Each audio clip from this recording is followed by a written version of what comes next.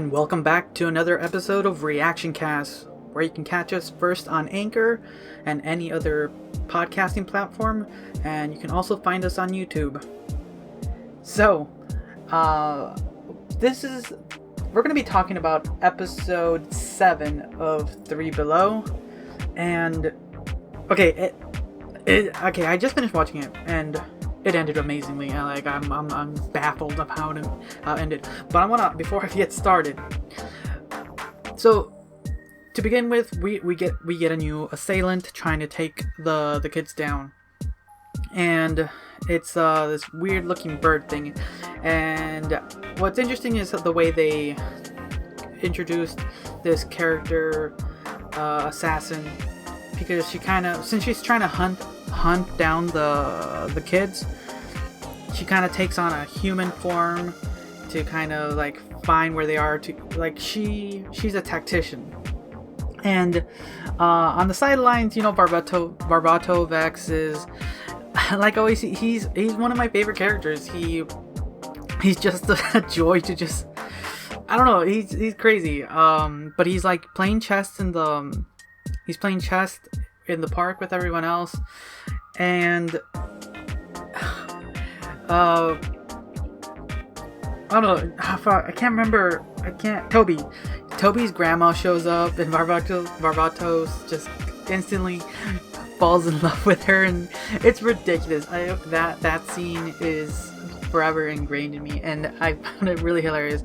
Like, Barbato Vex, for being who he is, he's amazing.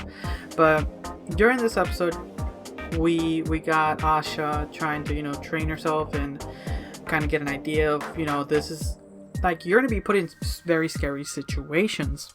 So trying to not only learn how to fight, but take advantage of these situations, it's hard.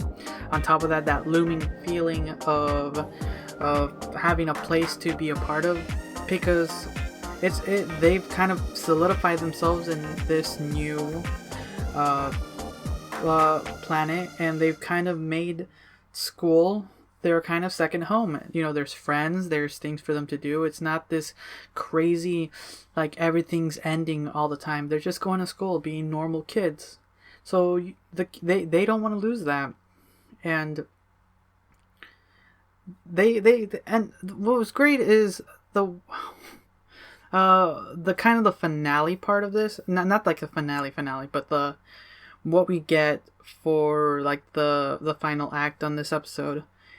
And with a little ingenuity, they ended up giving up their address.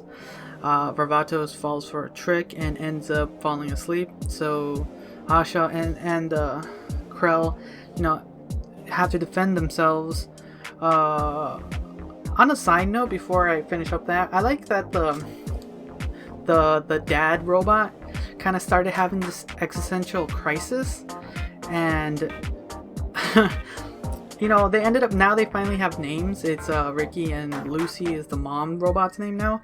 But it's really funny how this one robot just starts kind of gaining a little sentience, and I wonder how that's gonna progress into the coming episodes. But during this whole final act for this episode, Ricky's actually trying to help the kids by throwing shit at Birdie, and that's what I'm gonna call her because that's kind of what she gave herself. And Asha is trying to defend her parents' pod, and it's crazy. And Barbato Vex is passed out at this point because of the sleeping cookie. I would have thought an assassin would have poisoned said cookies, but it's a kid's show. But throughout the time, the pet is trying to wake him up. Fire farts. At one point, they kind of jokingly say he was pissing on Barbato Vex, but it's just pouring water on him. And then it just got more elaborate with him being this like Goldberg thing, just smacking him here and there. And he finally wakes up, and the conclusion of the fight, and it ended well. So it ended nicely for the scene ended nicely with the kids kind of like saying that here's your student IDs, you are now part of the school, and no ifs, ands, or buts about that. And I like that. That's a good way to conclude this episode. And then it hit us at the end. This is where it got crazy for me. So, the finale, we get one of the leaders or the generals that ended up joining the evil villain. I can't remember his name at the moment, but what ended up happening here was you're seeing this blank robot and looking at its memories, and we end up finding out the traitor who ended up leading the armies to the planet, and it's none other than Varvato Vex. And I'm like, what the fuck? Really? Shoot. Oh my god. I'm not gonna lie. I would not have guessed. It would have been... for me, honestly, if you listen to a couple episode reactions ago, I really thought it was her that betrayed the kids and the king and queen. But no, it was Varvato Vex. And I find that extremely sad and surprising. He's a very small-minded guy, kind of. You know, he just wants to kill. So...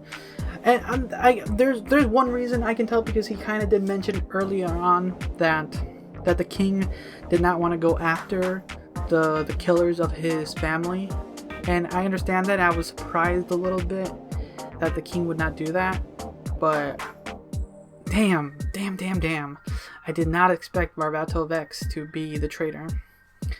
So those were my thoughts and reactions to episode 7 of 3 Below. Let's get on with the next episode. Until next time.